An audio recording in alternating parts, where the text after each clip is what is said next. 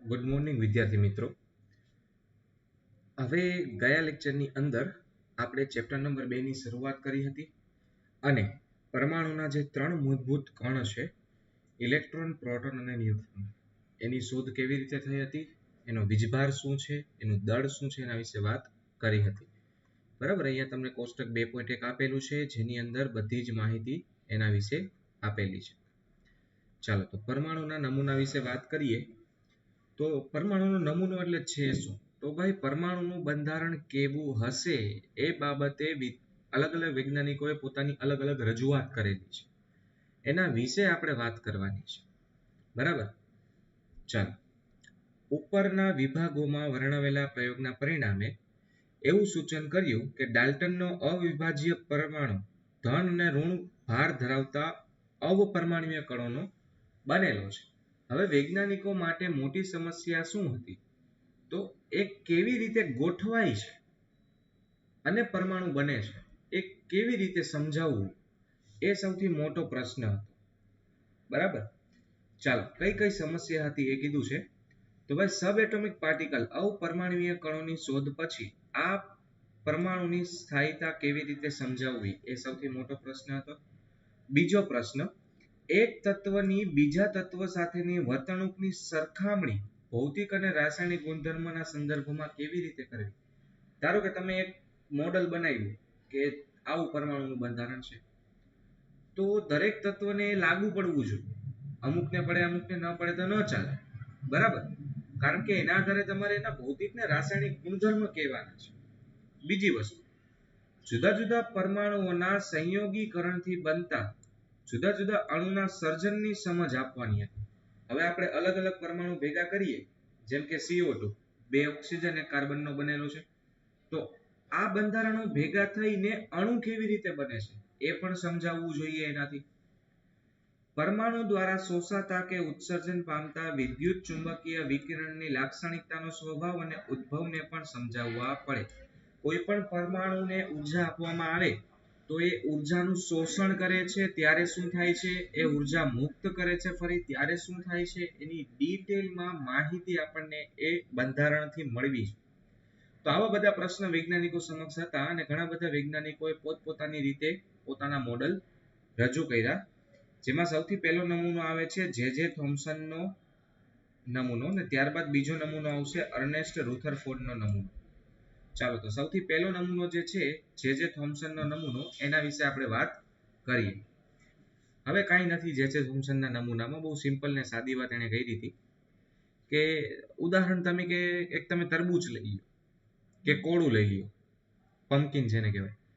ધારો કે એક તરબૂચ છે, તો તરબૂચની અંદર જે કાળા કલરના બી રહેલા છે એ બી કોઈ એક વીજભાર આપી દો ધન કે ઋણ, અને બાકીનો ભાગ છે એ બાકી વધેલો વીજભાર ધન કે. તો એને આવું મોડેલ રજૂ કર્યું હતું. બરાબર, કેન્દ્ર કે એવું કઈ એને કીધું નહોતું. જો જે થોમ્સને 1898 માં રજૂઆત કરી કે પરમાણુ ગોળાકાર છે, સરસ, અને એની ત્રિજ્યા એને કીધી. જો જે થોમ્સનના નમૂનામાં એક વસ્તુ સાચી હતી, એને જે પરમાણુની ત્રિજ્યા કીધી એ હાઇડ્રોજનના સંદર્ભમાં, જેમાં ધન આયન એક સરખી રીતે વહેંચાયેલો છે અને ઇલેક્ટ્રોન તેમાં એવી રીતે ગોઠવાઈ ગયા છે સૌથી વધુ સ્થાયી સ્થિર વિદ્યુત રચના એ આપે છે. જોવો જોઈએ, પ્લમ પુડિંગ, રાઈસ પુડિંગ અથવા તો એને વોટરમેલન તરબૂચની રચના પણ કહે છે. એટલે કે ધન ગોળો છે, ધન વીજભાર ધરાવતો ગોળો છે, એની અંદર જે બી રહેલા છે, આ બી જે હું પીળા કલરના બતાવું છું, એ બધા ઋણ વીજભાર છે, અને આવી રીતે અણુ તટસ્થ થશે. એવું કોણે કીધું? તો એવું જે થોમ્સને કીધું. બરાબર, ચાલો આ નમૂનામાં પરમાણુના ધન વીજભારને પુડિંગ એટલે કે તરબૂચ તરીકે કલ્પી શકો છો, અને એમાં પલ્મ એટલે કે બી ઇલેક્ટ્રોન છે એવું તમે વિચારી શકો છો. બરાબર, ખરેખર આવું છે નહીં, પણ આવું એક પ્રાથમિક વિચાર હતો વૈજ્ઞાનિકોનો. આ નમૂનાની એક અગત્યની બાબત એ હતી કે પરમાણુનું દળ એક સરખી રીતે બધે વહેંચાયેલું છે એમ ધારી લીધું. આમ છતાં આ નમૂનો પરમાણુની એકંદરે તટસ્થતા સમજાવી શકતો, પણ પાછળથી મેળવેલા પરિણામો સાથે સુસંગત નહોતો. અહીંયાથી બે જ વસ્તુ સાચી સાબિત થઈ. એક તો એની જે ત્રિજ્યા કીધી હતી 10⁻10 મીટર એ હાઇડ્રોજન પરમાણુ માટે સાચી સાબિત થઈ. બીજું સાચું સાબિત થયું કે એને એવું કીધું હતું કે પરમાણુ તટસ્થ હોય. હા, એ વસ્તુ તો તટસ્થ છે એ સાબિત થઈ ગઈ, પણ બીજા રિઝલ્ટ જે કોઈ પણ હતા ને એ આની સાથે મેચ નતા થતા. એને શું કીધું કે એક ગોળો છે, પણ ખરેખર પરમાણુની અંદર કેન્દ્ર છે, કેન્દ્રની આસપાસ ઇલેક્ટ્રોન ફરે છે, એટલે આખો ગોળો નથી, વચ્ચે ઘણી બધી ખાલી જગ્યા છે. ચાલો, જે થોમ્સનને 1906 માં ભૌતિક વિજ્ઞાનમાં નોબેલ પારિતોષિક આપવામાં આવ્યું હતું, કારણ કે આ પારિતોષિક તેમના વાયુઓથી વિદ્યુતનું વહન થવા અંગેના સિદ્ધાંત અને પ્રાયોગિક સંશોધનોને ઉપર આપવામાં આવ્યું. કોઈ પણ વાયુ વિદ્યુતનું વહન કેવી રીતે કરે એને લગતા નિયમો જે થોમ્સને આપ્યા હતા, એટલે એને નોબેલ પારિતોષિક આપ્યું હતું. આ પરમાણુ નમૂના માટે નહીં, યાદ રાખજો. ચાલો, પછી તમને રુથરફોર્ડનો નમૂનો આપ્યો છે, એ પહેલા અહીંયા અમુક માહિતી આપેલી છે, જરૂરી છે. જો 19મી સદીના પૂર્વાર્ધમાં એટલે શરૂઆતમાં આપણે જોયું એમ અલગ અલગ પ્રકારના કિરણોની શોધ થઈ. જેમ કે વિલ્હેલ્મ રોન્ટજન નામના વ્યક્તિએ કેથોડ કિરણોની શોધ કરી હતી. યાદ રાખજો, બરાબર. રોન્ટજને આ વિકિરણોના સ્વભાવની ખબર નથી, તેથી તેને ક્ષ-કિરણ નામ આપ્યું હતું, જેને હજી પણ ક્ષ-કિરણ તરીકે જ ઓળખવામાં આવે છે. યાદ રાખજો આ વસ્તુ, બરાબર. એ નોંધવામાં આવ્યું જ્યારે ઇલેક્ટ્રોન ધાતુ એનોડ જેને લક્ષ્ય કહે છે તેની સાથે અથડાય ત્યારે એક્સ-રે કિરણો ઉદ્ભવે છે. એક્સ-રે કેથોડ કિરણો એક્સ-રે નથી, ખાસ યાદ રાખજો. કેથોડ કિરણો તો ઇલેક્ટ્રોનનો અતિ વેગવાળા કણોનો પ્રવાહ છે. તો એક્સ-રે શું છે? એક્ષ કિરણો. બહુ સિમ્પલ ને સાદી વસ્તુ. જ્યારે તમારા ઇલેક્ટ્રોન એનોડ સાથે અથડાશે ત્યારે જે કિરણો બનશે એને ક્ષ કિરણો કીધા છે. આ કિરણો વિદ્યુતીય કે ચુંબકીય ક્ષેત્રથી વિચલિત નથી થતા. ક્ષ કિરણોથી વિદ્યુત ચુંબકીય ક્ષેત્રથી કાંઈ સંબંધ નથી. પ્લસ તેની વિભેદન શક્તિ ખૂબ જ વધારે છે. આ જ કારણે આ કિરણોનો ઉપયોગ વસ્તુના આંતરિક ભાગોનો અભ્યાસ કરવામાં, તમે એક્સ-રે પડાવો છો હાડકા માટે એનો ઉપયોગ થાય, હાડકા કેવી રીતે ગોઠવાયેલા છે જોવા માટે. આ કિરણો ઘણી ટૂંકી તરંગ લંબાઈ ધરાવે છે. યાદ રાખજો, એક્સ-રે કિરણોની તરંગ લંબાઈ લગભગ 0.1 નેનોમીટર જેટલી છે અને વિદ્યુત ચુંબકીય ખાસિયત ધરાવે છે, જે આપણે આગળ ભણવાનું જ છે ક્ષ કિરણો વિશે ડિટેલમાં. બે કિરણો આવ્યા, કેથોડ કિરણો. સૌથી પહેલા કેથોડ કિરણો, યાદ રાખજો. કેથોડ કિરણો એટલે ઇલેક્ટ્રોનનો પ્રવાહ. કેવો પ્રવાહ? અતિ ઝડપી પ્રવાહ. હાલો, હવે આ અતિ ઝડપી પ્રવાહ છે એ ક્યાં જાય? કેથોડ થી એનોડ તરફ જાય. જ્યારે તે એનોડ સાથે અથડાય ત્યારે કયા કિરણો બનશે? ક્ષ કિરણો બનશે, બરાબર. યાદ રાખજો. ત્યાર પછી કેનાલ કિરણો. કેનાલ કિરણો કેને કીધા હતા? તો કેનાલ કિરણ માટે આપણે શબ્દ વાપર્યો તો ધન વીજભારિત કણ, એટલે કે ધન વીજભારિત કણો ધરાવતા કિરણ. કોઈ પણ વાયુ હોય એમાંથી ધન વીજભાર બનાવી નાખો તો એ કેનાલ કિરણો થઈ જાય. ચાલો, ત્યાર પછી હેનરી બેકવેરેલ નામના વ્યક્તિએ કેટલાક તત્વો એવા કે જે આપમેળે વિકિરણ ઉત્સર્જિત કરતા હતા, જેને રેડિયો એક્ટિવ તત્વો કહેવાય, બરાબર. અને એ ક્ષેત્રમાં મેરી ક્યુરી, પિયરી ક્યુરી, રુથરફોર્ડ, ફ્રેડરિક સોડી આ બધા વ્યક્તિએ ખૂબ કામ કર્યું હતું. અને 3 પ્રકારના વિકિરણો કીધા હતા: આલ્ફા, બીટા અને ગામા કિરણો. યાદ રાખજો, બીજા 3 કિરણો આવશે: આલ્ફા કિરણ, બેટા કિરણ અને ગામા કિરણો.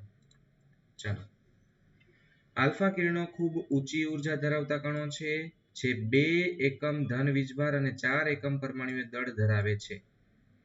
એટલે કે આલ્ફા કિરણો છે એ હિલિયમના +2 વીજભારિત કણ છે, કારણ કે એનો અણુભાર 4 છે અને એનામાં 2 ધન વીજભાર રહેલો છે, બરાબર. આલ્ફા કિરણો છે એ +2 હિલિયમના પરમાણુઓ છે. હિલિયમ કણો, આલ્ફા કણો હિલિયમ કેન્દ્ર છે જ્યારે આલ્ફા કણો 2 ઇલેક્ટ્રોન સાથે સંયોજાય છે, આલ્ફાને જ્યારે 2 ઇલેક્ટ્રોન આપવામાં આવે ત્યારે હિલિયમ બની જાય અને તે આપણને હિલિયમ વાયુ આપે છે.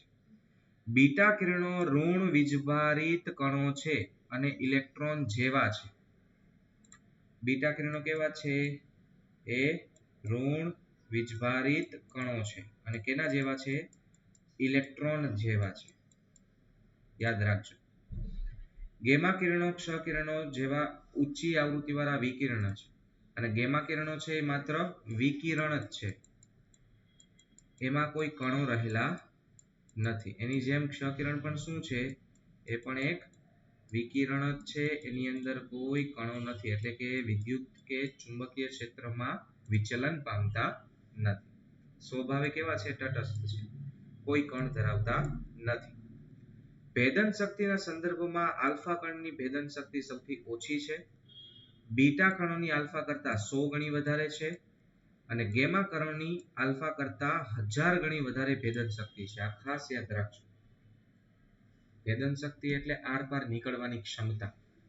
આલ્ફાની સૌથી ઓછી, બીટા કણો આલ્ફા કરતા 100 ગણા વધારે ભેદન શક્તિ ધરાવે છે અને ગેમા કિરણો આલ્ફા કરતા 1000 ગણી વધારે ભેદન ક્ષમતા ધરાવે છે. હવે આ બધી માહિતીની જરૂર શું કરવા પડી આપણને આલ્ફા બીટા ગેમાની? કારણ કે રુથરફોર્ડે જે પ્રયોગ કર્યો હતો એમાં એણે આલ્ફા કણોનો ઉપયોગ કર્યો. ખાસ ધ્યાનથી પ્રયોગ સમજજો. જો શું છે તો ભાઈ, આલ્ફા કણોનો એક સ્ત્રોત લીધો છે એણે અને અહીંયાથી એ આલ્ફા કણો સીસાની પ્લેટ મારફતે સોનાના વરખ ઉપર આપાત કરાવે છે. આલ્ફા કણોનો બીમ સોનાના વરખ મારફતે સીસાની પ્લેટ મારફતે સોનાના વરખ ઉપર આપાત કરે છે અને ફરતે ફોટોગ્રાફિક પ્લેટ રાખેલી છે ZNS ની. ખાસ ધ્યાનથી સાંભળજો, ZNS ની ફોટોગ્રાફિક પ્લેટ રાખેલી છે. હવે શું થાય છે? જો તો આલ્ફા કણોનો સ્ત્રોત મોટા ભાગે આરપાર પસાર થઈ જાય છે. ખરેખર રુથરફોર્ડે શું વિચાર્યું હતું કે થોમ્સને આવું કીધું છે કે આ ગોળાકાર અણુઓ છે તો એમાંથી મોટા ભાગના વિચલિત થવા જોઈએ, પણ એવું થતું નહોતું. કેમ?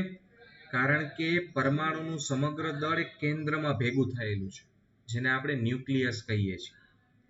બરાબર? એટલે રુથરફોર્ડને ત્યાંથી આશ્ચર્ય થયું કે આની આરપાર કેમ પસાર થઈ જાય છે. ખરેખર જો એક ગોળો આખો હોય તો ગોળાની આરપાર પસાર ન થવું જોઈએ, ધન વીજભારિત ગોળાથી એ વિચલિત થવું જોઈએ, પણ એટલા બધા એ વિચલિત થતા નહોતા. જોવો જોઈએ, રુથરફોર્ડ અને તેના વિદ્યાર્થીઓ હેન્સ ગાઇગર અને અર્નેસ્ટ માર્સ્ટનડે સોનાના ખૂબ પાતળા વરખ પર આલ્ફા કણનો મારો ચલાવ્યો, જેને આલ્ફા પ્રકીર્ણનનો પ્રયોગ કહેવાય છે, જે અહીં આકૃતિમાં આપેલો. જોવો જોઈએ શું થવું જોઈએ તો એ ભટકાઈને આજુબાજુમાં જવા જોઈએ, પણ એવું નથી થતું. મોટા ભાગના કણો છે એ સીધા પસાર થઈ જાય છે અને અમુક જે કેન્દ્ર સાથે અથડાય છે એ જ વિચલિત થાય છે. સમજાણું? ચાલો, હવે અહીંયાથી શું તારણ નીકળશે? સોનાની ધાતુના 100 mm જાડાઈ વાળું વરખ લીધો હતો અને એના ઉપર રેડિયો સક્રિય સ્ત્રોતમાંથી ઊંચી શક્તિવાળા આલ્ફા કણનો મારો એને ચલાવ્યો તો સોનાના પાતળા વરખને ફરતે વર્તુળાકાર પ્રસ્ફુરક ઝીંકનો પડદો લગાવેલો છે, જે મેં તમને બતાવ્યું. તો જ્યારે જ્યારે આલ્ફા કણ ભટકાય ત્યારે પડદા પર એક નાનકડો ઝબકારો થાય છે. આ પ્રયોગના પરિણામો તદ્દન બિનઅપેક્ષિત હતા. મેં કીધું ને, એને રુથરફોર્ડે શું કર્યું હતું તો થોમ્સનનો નમૂનો ગણી લીધો હતો મગજમાં કે આ થોમ્સને કીધું તો સાચું હશે, એના જેવું થશે, પણ એ તો સાવ સદંતર ખોટું સાબિત થયું ને એનાથી ટોટલી ઊંધું રિઝલ્ટ મળ્યું. થોમ્સનના પરમાણુના નમૂના પ્રમાણે સોનાના વરખમાં દરેક પરમાણુનું દળ સમગ્ર પરમાણુમાં સમાન રીતે પથરાયેલું હોવું જોઈએ અને આલ્ફા કણો જરૂરી ઉર્જા ધરાવે છે તો તે સમાન રીતે વહેંચાયેલા દળમાંથી પસાર થઈ શકે. હવે રુથરફોર્ડે શું વિચાર્યું હતું? તો એને એવું વિચાર્યું હતું કે બધું દળ એક સરખું વહેંચાયેલું હોય તો હું પ્રોપર વધારે ઉર્જાવાળા આલ્ફા કણ આપું ને તો એ સોસરવા નીકળી જાય, પણ એવું ન થયું. શું થયું તો સોસરવા તો નીકળ્યા પણ એમાંથી ઘણા બધા કિરણો વિચલિત થઈ ગયા. વિચલિત થવા જ ન જોઈએ. શું કરવા થયા વિચલિત? બરાબર, અહીં એવી અપેક્ષા કરવામાં આવી હતી કે કણો ધીમા પડવા જોઈએ. હાલો ભાઈ, દળ વધારે હોય તો કદાચ હજી કણ ધીમા પડી જવા જોઈએ, એનું વિચલન ન થવું જોઈએ. એટલે કે પતરામાંથી પસાર થતા નાના સરખા ખૂણે દિશામાં એ બદલશે, પણ એવું કઈ થયું નહીં. ખૂબ જ મોટી દિશામાં વિચલિત થયા જે કેન્દ્ર આરે ભટકાણા. ચાલો હવે શું શું પરિણામ મળ્યા આ પ્રયોગથી, એ 3 પરિણામ ખાસ યાદ રાખવાના છે. મોટા ભાગના આલ્ફા કણો વિચલન પામ્યા વગર આરપાર પસાર થઈ ગયા, મતલબ કે ધીમાઈ નથી પડ્યા, જરાય એવું વિચલન નથી, સીધે સીધા પસાર થઈ ગયા. પછી ખૂબ જ ઓછા આલ્ફા કણોનું બહુ નાના ખૂણે વિચલન થયું. હવે કેન્દ્રથી અપાકર્ષણ થઈ અને ઘણા બધા એના દિશા બદલી ગયા છે. અને 20,000 માંથી એક આલ્ફા કણ 180 અંશના ખૂણે પાછો આવ્યો, એટલે જે સતત એકદમ આમ સ્ટ્રેટ પરમાણુના કેન્દ્રના અપાકર્ષણમાં આવશે એ 180 ડિગ્રીએ રિટર્ન આવશે. બાકી બધા તો આમ સીધા પસાર થઈ ગયા અને અમુક અમુક આમ વાંકા ચૂકા થયા. હવે આના ઉપરથી તારણો શું નીકળે? બહુ સિમ્પલ તારણ નીકળે. તો ભાઈ મોટા ભાગના આલ્ફા કણો વિચલિત થયા વગર પસાર થઈ જવાથી પરમાણુનો મોટો વિસ્તાર ખાલી છે એવું સાબિત. તમે કોઈ પરમાણુ કહેશો એનો મોટા ભાગનો વિસ્તાર ખાલી છે એવું અહીંથી સાબિત થાય છે. બીજું શું સાબિત થયું? તો ધન વીજભાર ધરાવતા થોડા આલ્ફા કણ વિચલિત થયા. આનું કારણ છે ખૂબ મોટા પ્રમાણમાં અપાકર્ષણ થયું. તેથી કહી શકાય કે પરમાણુનો ધન વીજભાર એકદમ નાના ભાગમાં સંકોચિત થયેલો છે. ધનભાર પરમાણુમાં બધી જ જગ્યાએ પ્રસરેલો નથી, જેમ થોમ્સને કીધું, પરંતુ ખૂબ નાના કદમાં સકેન્દ્રિત થયેલો છે, જે આલ્ફા કણોનું અપાકર્ષણ અને વિચલન કરે છે. અને આના ઉપરથી રુથરફોર્ડે જે કોઈ પણ ગણતરીઓ કરી અને એના આધારે એને પરમાણુની ત્રિજ્યા કીધી 10⁻10 મીટર અને પરમાણુના કેન્દ્રનું કદ એને કીધું 10⁻15 મીટર. રુથરફોર્ડે એવું કીધું પરમાણુ કરતા પરમાણુનું કેન્દ્ર 1,00,000 ગણું નાનું છે. કોઈ પણ પરમાણુ લેશો તો એનું કેન્દ્ર પરમાણુ કરતા 1,00,000 ગણું નાનું હોય છે. કદમાં જોવા મળતા તફાવતનો અનુભવ એ રીતે કરી શકાય કે જો તમે કેન્દ્રને ક્રિકેટનો નાનો દડો ગણો તો પરમાણુની ત્રિજ્યા 5 કિલોમીટર લાંબી થાય. તમે વિચારી શકો કેટલી ખાલી જગ્યા હશે પરમાણુ, કારણ કે ધન વીજભાર ને ન્યુટ્રોન તો ક્યાં ભરેલા છે? કેન્દ્રમાં ભરેલા છે, અને ઇલેક્ટ્રોન એની આસપાસ ફરે છે. તો છેલ્લી કક્ષા સુધી એ પરમાણુ કહેવાય. તો કેન્દ્રથી લઈને છેલ્લી કક્ષા સુધીનો વિસ્તાર આમ તો મોટા ભાગે ખાલીનો ખાલી જ છે ને. સમજાણું? ચાલો, ઉપરના અવલોકન અને તારણો પછી રુથરફોર્ડે પોતાનો નમૂનો રજૂ કર્યો. જોવો જોઈએ, એને પોતાના નમૂના માટે 3 મુદ્દા કીધા. જો સૌથી પહેલા રુથરફોર્ડના 3 તારણો હતા, એટલે કે એના અવલોકન શું હતા. પછી રુથરફોર્ડના 3 સારાંશ આવ્યા કે એના પ્રયોગ પરથી હું કહેવા માંગે છે. અને હવે રુથરફોર્ડના 3 મુદ્દા આવે છે, એ એનો પરમાણ્વીય નમૂનો છે. એટલે ખાસ 3 મુદ્દા અલગ અલગ છે, ધ્યાન આપજો. શું છે રુથરફોર્ડનો પરમાણ્વીય નમૂનો? તો એને એવું કીધું પરમાણુનો ધનભાર અને પરમાણુના મોટા ભાગનું દળ ખૂબ જ ગીચતાથી એક નાના ભાગમાં સંકેન્દ્રિત થયું છે, જેને પરમાણુનું કેન્દ્ર કહે છે. રુથરફોર્ડે જ્યાં બધોય દળ અને વીજભાર ધન વીજભાર ભેગો થયો હતો એને કેન્દ્ર નામ આપી દીધું, ન્યુક્લિયસ. આ કેન્દ્રની આજુબાજુ ઇલેક્ટ્રોન કેન્દ્રની આસપાસ ઘણી ઝડપથી વર્તુળાકાર પથ પર ઘૂમે છે, જેને એને કક્ષા કહી દીધી. શું કીધું? ઇલેક્ટ્રોન કેન્દ્રની આસપાસ વર્તુળાકાર માર્ગ પર ફરે છે, જેને શું કીધું? કક્ષા. રુથરફોર્ડના પરમાણુના નમૂનાને સૌર મંડળ સાથે સરખાવી શકાય છે. એને કેન્દ્રને સૂર્ય સાથે અને ઇલેક્ટ્રોનને ગ્રહો સાથે સરખાવેલા છે. ઇલેક્ટ્રોન અને કેન્દ્ર એકબીજા સાથે સ્થિર વિદ્યુતીય આકર્ષણ બળોથી સંકળાયેલા હોય છે. એટલે કે કેન્દ્ર ઇલેક્ટ્રોનને પ્લસ છે, આ માઇનસ છે, એટલે પ્લસ માઇનસ આકર્ષણ, કુલંબીય આકર્ષણથી જોડી રાખે છે. બરાબર. હવે બેઝિક માહિતી છે પરમાણુ બાબતે. એમાં પહેલો શબ્દ આવે છે પરમાણુ ક્રમાંક, બીજો શબ્દ છે દળ ક્રમાંક. ચાલો, સૌથી પહેલા યાદ રાખજો, પરમાણુ ક્રમાંક માટે સંજ્ઞા છે Z, દળ માટે સંજ્ઞા છે A. Z એટલે પરમાણુ ક્રમાંક અને દળ ક્રમાંક એટલે થશે A. બરાબર. તો હું કોઈ પણ તત્વ માટે લખું તો આવી રીતે લખી શકું, Z એ. દળ હંમેશા ઉપરના ખૂણા પર લખવાનું, પરમાણુ ક્રમાંક હંમેશા નીચેના ખૂણા પર લખવાનું. જેમ કે હું સોડિયમ માટે લખું તો Na 11 અને દળ 23. સમજાણું? તો એ જ વસ્તુ તમને સમજાવેલી છે. હવે પરમાણુ ક્રમાંક એટલે એમાં રહેલા પ્રોટોનની સંખ્યા. આ વસ્તુ ખાસ યાદ રાખજો, કેન્દ્રમાં રહેલા પ્રોટોન અને ન્યુટ્રોનની સંયુક્ત સંખ્યાને ન્યુક્લિયોન્સ કહે છે, જેને દળ ક્રમાંક પણ કહેવાય. પ્રોટોન પ્લસ ન્યુટ્રોન એટલે ન્યુક્લિયોન્સ. ચાલો, એટલે કે પ્રોટોનની સંખ્યા વત્તા ન્યુટ્રોનની સંખ્યા, જેને આપણે દળ કહેશું. ત્યાર પછી સમભારિકો અને સમસ્થાનિકો, એટલે કે આઇસોબાર અને આઇસોટોપ. આઇસોબાર એટલે સમભારિકો, જેનું દળ સરખું, પરમાણુ ક્રમાંક અલગ, અને આઇસોટોપ એટલે પરમાણુ ક્રમાંક સરખો, દળ અલગ. બરાબર. સૌથી પહેલા જોવો, અહીંયા સમસ્થાનિક કીધા છે. સમાન પરમાણુય ક્રમાંક, જુદા જુદા દળ, એને સમસ્થાનિક કહેવાય. બરાબર. સમભારિક એટલે સરખા દળ પરંતુ જુદા જુદા પરમાણુ ક્રમાંક. જેમ કે કાર્બન 14 અને નાઇટ્રોજન 14, દળ બેના સરખા છે 14 14, પણ ક્રમ જો કાર્બન 6 અને નાઇટ્રોજન 7. બરાબર. ચાલો, બીજા શબ્દમાં કહીએ તો અત્યારે એ સ્પષ્ટ થાય છે કે સમસ્થાનિકો વચ્ચેના આ તફાવત કેન્દ્રમાં રહેલા ન્યુટ્રોનની જુદી જુદી સંખ્યાના લીધે હોય. સમસ્થાનિકો શું કરવા બને? તો પ્રોટોન તો એમાં સરખા હોય, કેમ કે પરમાણુ ક્રમાંક સરખો છે. તો આમાં અલગ શું થયું? ન્યુટ્રોનની સંખ્યા એમાં અલગ છે. જેમ કે હાઇડ્રોજનની વાત કરીએ તો હાઇડ્રોજન પરમાણુઓના 99.985 પરમાણુ તો માત્ર એક પ્રોટોન ધરાવે છે અને એમાં કોઈ ન્યુટ્રોન નથી. એટલે હાઇડ્રોજનના 3 સમસ્થાનિક, H1 H2 ને H3.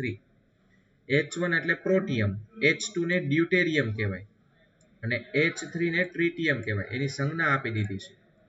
હાઇડ્રોજનના 3 H11, બીજું આવશે ડ્યુટેરિયમ 12 અને ટ્રિટિયમ 13. એમાંથી આ રેડિયો સક્રિય છે ટ્રિટિયમ. જોવો જોઈ. બરાબર. ટ્રિટિયમ ની અંદર 2 ન્યુટ્રોન, ડ્યુટેરિયમ ની અંદર 1 અને પ્રોટિયમ એટલે સાદા હાઇડ્રોજનમાં 0. સામાન્ય રીતે મળી આવતા અન્ય સમસ્થાનિકોના ઉદાહરણમાં કાર્બન છે, જેમાં કાર્બન 12, કાર્બન 13 ને કાર્બન 14 આવે છે. પછી ક્લોરીન માટે તો ક્લોરીન 35 ને ક્લોરીન 37. બરાબર. ચાલો, તો આ સમસ્થાનિકો વિશે વાત હતી. હવે અહીંયા તમને એના આધારે પહેલો દાખલો આપ્યો છે. જોજો, એકદમ સરળ. અહીંયા બ્રોમિનની એક સંજ્ઞા આપેલી છે. પ્રોટોનની સંખ્યા કેટલી થાય? તો 35 પ્રોટોન. ન્યુટ્રોનની સંખ્યા 80 - 35 એટલે 45 ન્યુટ્રોન. અને ઇલેક્ટ્રોનની સંખ્યા 35 પ્રોટોન, કોઈ વીજભાર નથી તો ઇલેક્ટ્રોન એ 35. બરાબર.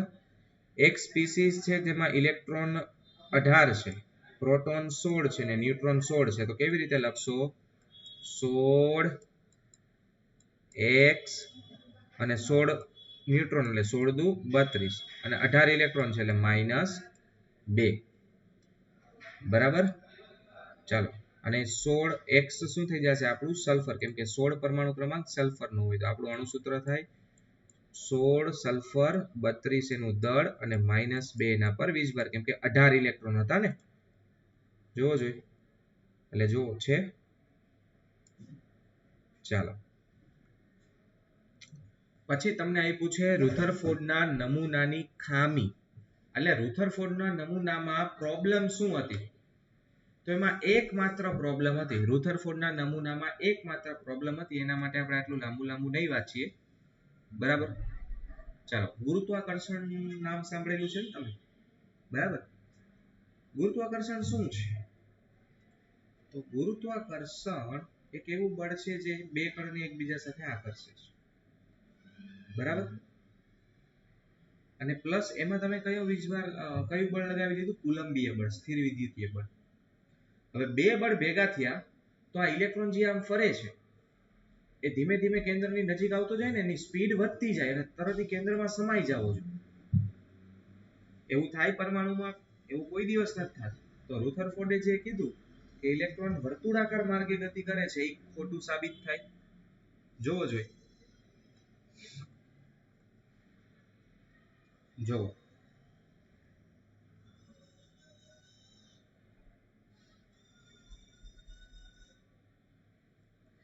જ્યારે કોઈ પદાર્થ કક્ષામાં ઘૂમે ત્યારે તે પ્રવેગિત થાય છે.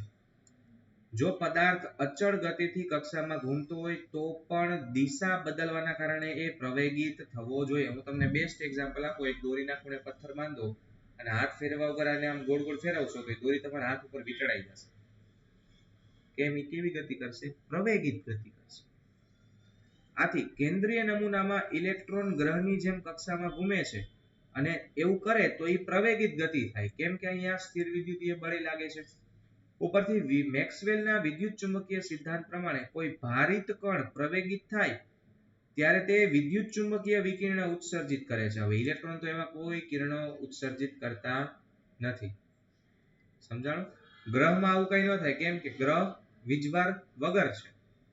આથી કક્ષામાંનો ઇલેક્ટ્રોન વિકિરણનું ઉત્સર્જન કરશે. વિકિરણ વડે લઈ જવાતી ઉર્જા ઇલેક્ટ્રોનની ગતિમાંથી આવે છે. આથી કક્ષાઓનું સંકોચાવાનું ચાલુ જ રહેશે.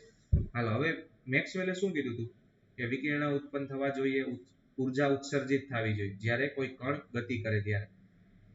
તો ઉર્જા ઉત્સર્જિત થાય તો એની ઇલેક્ટ્રોનની ઉર્જા ઘટતી જાય તો એ ગતિ ધીમી થતી જાય. જેમ ગતિ ધીમી થતી જાય એમ કક્ષા સંકોચાતી જાય ને છેલ્લે ઇલેક્ટ્રોન અંદર ઘૂસી જાય.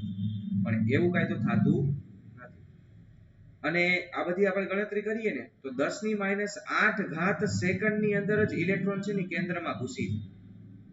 રુથરફોર્ડે કીધું હતું ને એ મુજબ. પણ એવું કાંઈ થતું નથી. એટલે રુથરફોર્ડ આ ખોટો સાબિત.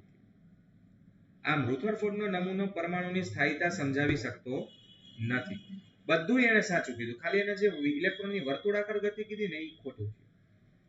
જો ઇલેક્ટ્રોનની ગતિનો ચીર સંબંધ યંત્રશાસ્ત્ર અને વિદ્યુત ચુંબકીય શાસ્ત્રના આધારે વર્ણન પૂછીએ તો કક્ષામાં ઇલેક્ટ્રોનની ગતિ જે પરમાણુની અસ્થાયીતા પર લઈ જતા હોય તો ઇલેક્ટ્રોન કેન્દ્રની આસપાસ સ્થિર કેમ ન ગણવા? ઇલેક્ટ્રોન એક જ જગ્યાએ કેમ નથી? એ સતત ફરે છે કેમ કેન્દ્રની આસપાસ? સમજાણું? ચાલો, જો ઇલેક્ટ્રોન સ્થિર હોત તો ગીચ કેન્દ્ર અને પ્રબળ આકર્ષણના કારણે કેન્દ્રમાં ખેંચાઈ જાય તો એ શું થઈ જાય? થોમ્સનનો નમૂનો થઈ જાય. પણ થોમ્સનનો નમૂનો નથી, ઇલેક્ટ્રોન વર્તુળાકાર ફરતાય નથી. તો થાય છે શું અહીંયા? તો એના માટે આપણે ત્રીજો નમૂનો ભણશું, એ છે બોહરનો નમૂનો. તો ચાલો, નેક્સ્ટ લેક્ચરમાં આપણે બોહરના નમૂના વિશે વાત કરીશું. આ લેક્ચરને અહીંયા આરામ આપીએ. Thank you so much.